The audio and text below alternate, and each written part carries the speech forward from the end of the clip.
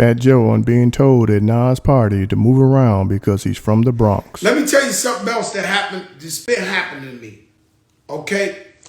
So, I show up to Nas's birthday party.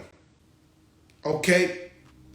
And let me explain something to you really, purely, sincerely, from the bottom of my heart. Hip-hop culture is my life. It's my DNA. I chose hip-hop music over my family. I chose hip-hop music over everything. To me, hip-hop is a religion. It's a sub-religion. First, it's really God, and then hip-hop is a religion. That's why I keep it as true as I can and as pure as I can with hip-hop culture. It was taught to me that it was colorblind. When I was going to Zulu Nation anniversaries or Rocksteady anniversaries, there were Asians, there were whites, there were blacks, there was Muslims, there was Jews, there was everything. And if you loved hip-hop music, we loved you. And so I go to Nas Escobar's 50th birthday party.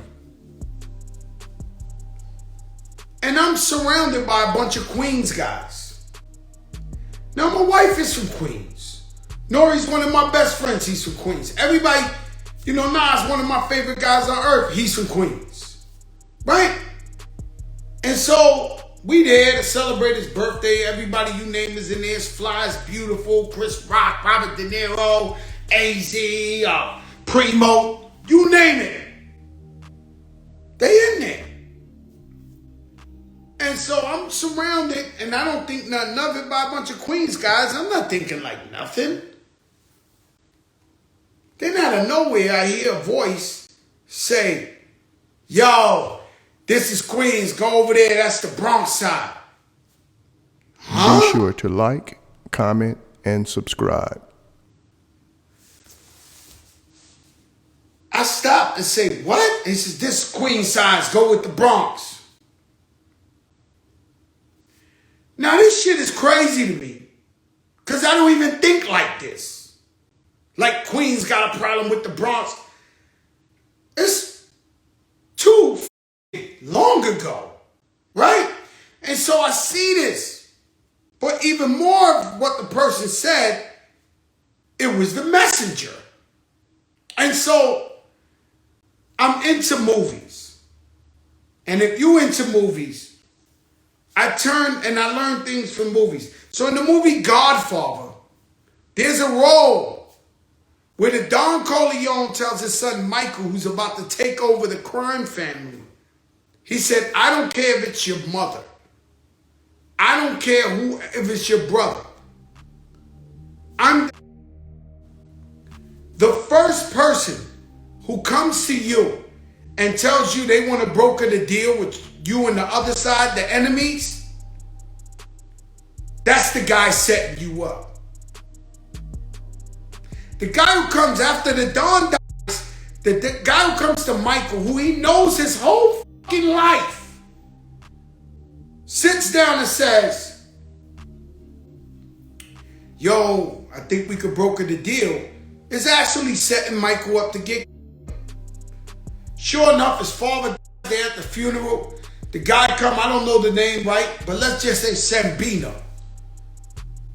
So the guy knows his father, knows Michael since he was a baby, comes up and says, "Michael, I think you really need to meet with these guys. I can set it up."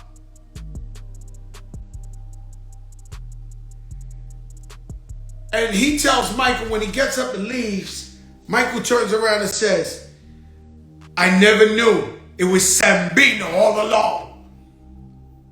It was Sambino all along. I never knew." Y'all see it? What's up? And so in the movie Godfather, it's a pivotal moment where the father, he's telling his son, "Yo, anybody that comes up to you, anybody, and tells you they want to broker the deal, they set you up so you could get." Now, I'm in Nas's birthday party. The last thing I'm thinking is Bridges over, Bronx, this. I love Nas. I love everybody in the room. Guy comes up to me and says, yo, this the Queen side. Go to the Bronx side. And he pointed to where Slick Rick the Ruler was at. Okay, not bad company. Not bad company. But I was shocked.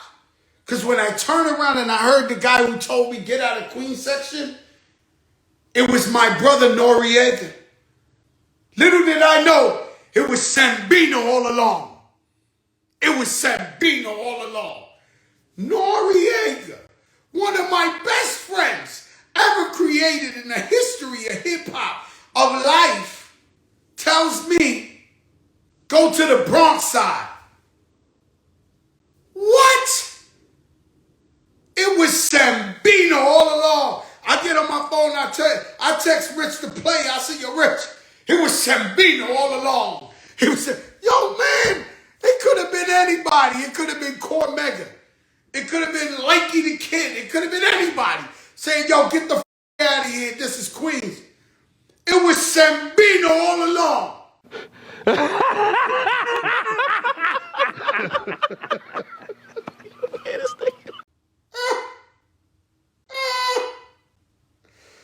Woo!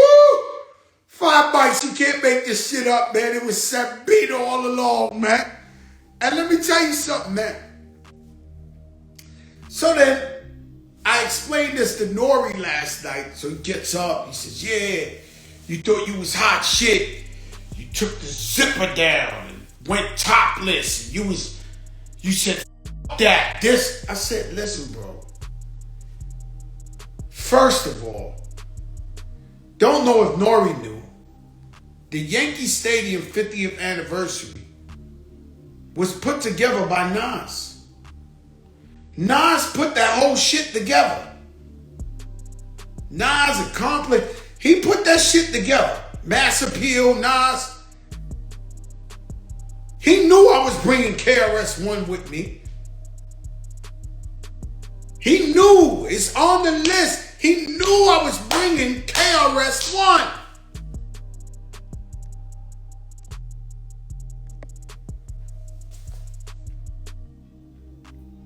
Now, for the record, Nori and all you Queens dudes, I was hanging out with MC Shan backstage. I kissed Roxanne Shante on the cheek on my way going up on stage. I saw Craig G and was kicking it with him backstage. Hey, most recently I hosted the BET Award and gave the award to Marley Marl from Queensbridge Projects. How could anybody look at me and get upset and say, yo, he dissed us, he bought KRS-One? Bro, this is hip hop.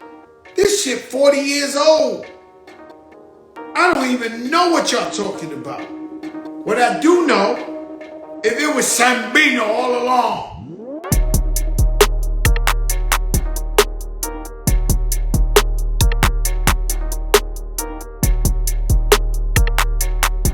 Thanks for tuning in to 9 Mag TV.